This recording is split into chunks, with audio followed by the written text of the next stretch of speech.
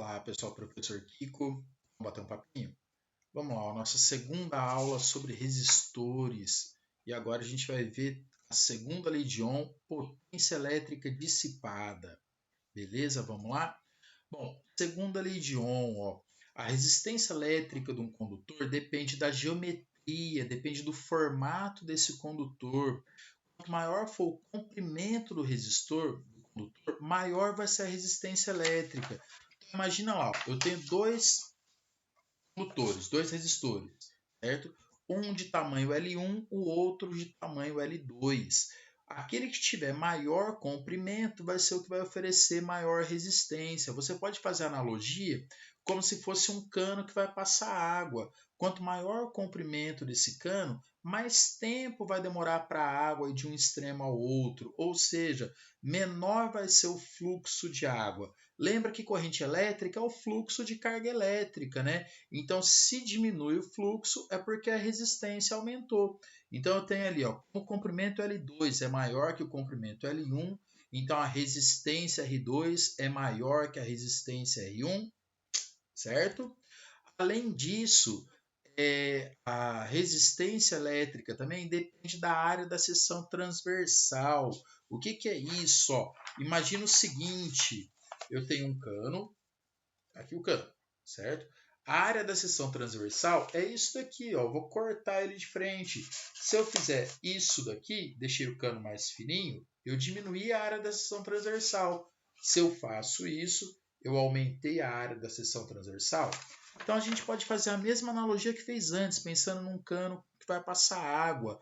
Quanto maior for a área da seção transversal desse cano, eu consigo fazer com que passe mais água pelo cano, aumenta o fluxo de água, ou seja, diminuiu a resistência, certo? Então, em um resistor, quanto maior for a área da seção transversal, menor vai ser a resistência elétrica, porque eu vou fazer com que passe mais cargas elétricas ali, aumente a corrente elétrica por ele. Então, dá uma olhada nesse resistor, ó, eu vou ter o extremo esquerdo tem uma área da seção transversal A1, o extremo direito tem uma área da seção transversal A2. Como a área 2 é maior que a área 1, então a resistência na parte R2 é menor que a resistência na parte R1. Tranquilo? Aumenta a área, diminui a resistência, certo? Outra coisa, a resistência elétrica depende do material. Materiais que permitem corrente elétrica passar com uma facilidade maior do que outros. Então, por exemplo, se eu pego o cobre é um melhor condutor do que madeira, certo? Então, a resistência elétrica da madeira é muito maior do que a resistência elétrica do cobre, certo? Peguei extremos ali, Deus me livre. Pessoal, então vamos imaginar ali, ó, tem um resistor que tem um certo comprimento L e tem uma área da seção transversal A. Matematicamente, tudo isso que está escrito ali, que a resistência elétrica depende da geometria, quanto maior for o comprimento do resistor, maior vai ser a resistência, quanto maior for a área da seção transversal, menor vai ser a resistência e depende do material, a gente pode escrever essa equaçãozinha desse jeito aí, ó, R é igual Rho, que é essa letrinha grega aí, parece um pezinho, vezes L dividido por A. Isso daí, ó, esse R é a resistência elétrica do resistor, que é medida em ohms. O Rho, que é essa letrinha grega, é a resistividade do material. Cada material vai ter uma certa resistividade, vai ter um certo valor para o Rho. Quanto maior for a resistividade, quanto maior for o valor do Rho, mais resistente é esse material, certo? Ele é medido em ohm vezes metro. L é o comprimento do resistor, do condutor, né? No sistema internacional é medida em metros, e A é a área da seção transversal do condutor, que é medida em metros quadrados. Tranquilo?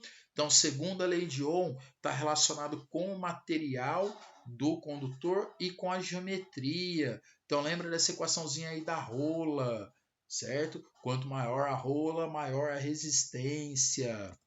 Pessoal, potência elétrica dissipada, o que é isso?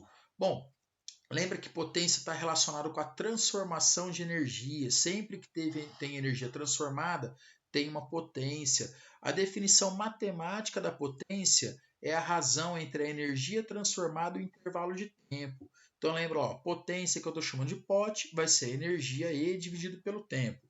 Quanto maior a energia transformada, maior é a potência do equipamento. Lembra que um resistor vai transformar a energia elétrica em energia térmica, o efeito Joule, certo? Tranquilo? Não vai esquecer disso daí não. Então, vai ter uma potência no resistor. A gente costuma falar que é a potência dissipada porque está relacionado com a energia que foi transformada em energia térmica, em calor, que geralmente a gente fala que isso daí foi dissipado, mas às vezes é o que a gente quer, por exemplo, em um chuveiro elétrico. Eu quero que tenha uma potência dissipada alta no inverno, porque eu quero que tenha bastante transformação de energia elétrica em energia térmica. Tranquilo? Gente, vamos ver como é que pode calcular essa potência dissipada. Ó. Lembra que potência elétrica eu posso calcular fazendo π, certo? A gente viu lá atrás, potência elétrica é o π, que é a corrente elétrica I vezes a tensão elétrica U. Só que a gente acabou de ver na primeira aula de resistores a primeira lei de Ohm, o URI. U igual a R vezes I, lembra que U é a tensão elétrica, R é a resistência, I é a corrente elétrica. Então, eu posso substituir essa tensão elétrica da primeira lei de Ohm lá na potência, lá no π. Quando eu fizer isso, ó, a potência dissipada vai virar π, potência dissipada vai ser a resistência R vezes a corrente elétrica ao quadrado. Vê se não vai ser transformado nisso daí, ó. No lugar do U, eu vou substituir por R vezes I. Então, a potência vai ficar I vezes R vezes I. I vezes I, daí ao quadrado, né? Por isso que aparece a π. Se eu isolar a corrente elétrica lá na primeira lei de Ohm, corrente elétrica I vai ficar a tensão elétrica U dividido pela resistência elétrica R. Eu vou substituir isso lá no π agora. No lugar do I, lá no π, eu vou colocar U sobre R.